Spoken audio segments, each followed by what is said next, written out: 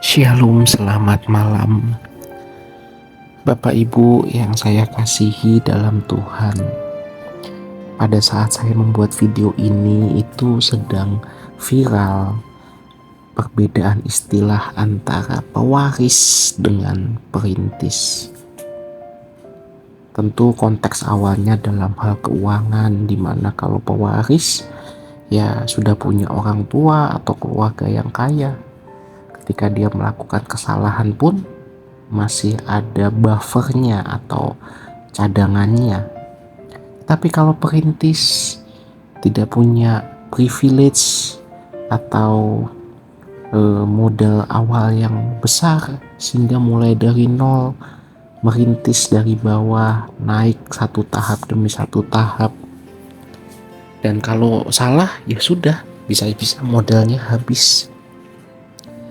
Ilustrasi itu membuat saya merenungkan bahwa di gereja pun bisa jadi ada dua kelompok ini, yaitu yang satu adalah kelompok pewaris dan satunya lagi adalah kelompok perintis.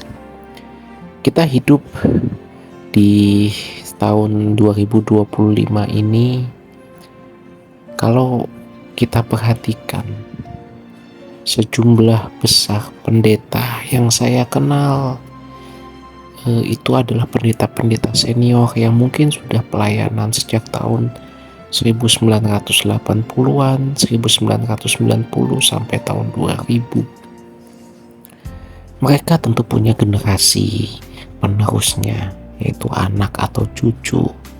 Dan kalau mau jujur, kita bisa mengidentifikasinya dari nama marga atau nama keluarga, ya. Sehingga tidak heran bahwa misalnya gereja yang satu ini sangat identik dengan marga atau keluarga A, karena memang didirikan oleh pendeta A yang dulu merintis. Atau gereja yang satu lagi sangat kental dengan nuansa keluarga atau marga B, ya. Memang pada awalnya pendeta ini yang pertama itu merintis dari nol, ya, sampai gerejanya menjadi besar, jemaatnya banyak. Akan tetapi kemudian anaknya, pendeta ini kan punya anak, ya dia tinggal meneruskan saja pelayanan orang tuanya. Tentu sebagai pewaris dia punya jalur khusus untuk pelayanan. Bisa jadi dia menjadi pemimpin pujian, pemusik, ya, atau justru langsung menjadi pengkhotbah pendeta, mulai dari pengkhotbah di youth atau remaja, pemuda, dewasa muda, seterusnya sampai berkhotbah di ibadah minggu. Ya tidak salah memang, kalau memang anak pendeta itu memang berkualifikasi menjadi pendeta atau pengkhotbah yang baik.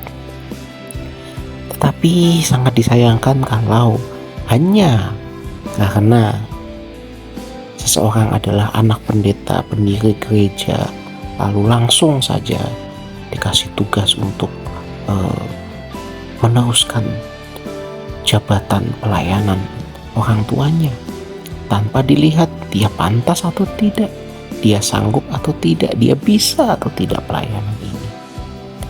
Malah di sebuah gereja yang saya tahu ada kebijakan yang cukup aneh. Jadi awalnya gereja ini dimiliki oleh pendeta yang juga suka mengarang lagu. Ya, saya juga suka lagu-lagunya, diberkati dengan lagu-lagunya. Jadi biasanya dimix lah ibadahnya, ada lagu-lagu dari luar, dari yang sudah umum dinyanyikan oleh jemaat, kemudian biasanya diselipkan satu lagu karangan pendeta tersebut. Tapi lambat laun dibuat kebijakan, hanya lagu-lagu karangan pendeta itu saja yang boleh dinyanyikan di gereja. Oke, saya tidak masalah, memang mungkin untuk penekanan doktrin tertentu atau pengajaran tertentu. Tapi kemudian lebih aneh lagi, hanya lagu-lagu ciptaan saya dan anak-anak pendeta saja yang boleh dinyanyikan. Padahal sebelumnya itu juga ada pendeta yang ada di gereja itu juga membuat lagu, walaupun mungkin lagunya hanya satu dua ya, tidak banyak. Atau anak-anak muda di gereja itu yang punya talenta membuat lagu, dan saya juga diberkati, oh lagu ini bagus juga nih gitu kan, dari sudut pandang yang berbeda. Tetapi karena dia bukan anak pendeta, bukan keluarga pendeta, lagunya nggak boleh dinyanyikan. Yang boleh dinyanyikan hanya lagu ciptaan pendeta dan anak-anak pendeta. Saya rasa ini sudah kebablasan, sudah kelewatan. Pewaris memang punya jalur khusus ya, saya juga tidak menampik itu.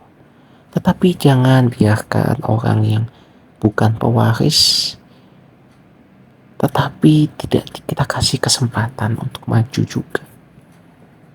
Jangan semena-mena menjadi pewaris. Jangan hanya karena nama besar orang tua kita, kakek nenek kita, kita masih menganggap diri kita lebih daripada yang lain, atau membuat kebijakan yang menguntungkan kita. Ingat bahwa kita ada di dunia ini karena kasih dan anugerah Allah, dan kita juga seharusnya membagikan kasih itu kepada yang lain, bukannya kita menghambat kemajuan atau bahkan rezeki orang lain hanya karena mereka mengancam posisi kita sebagai pewaris.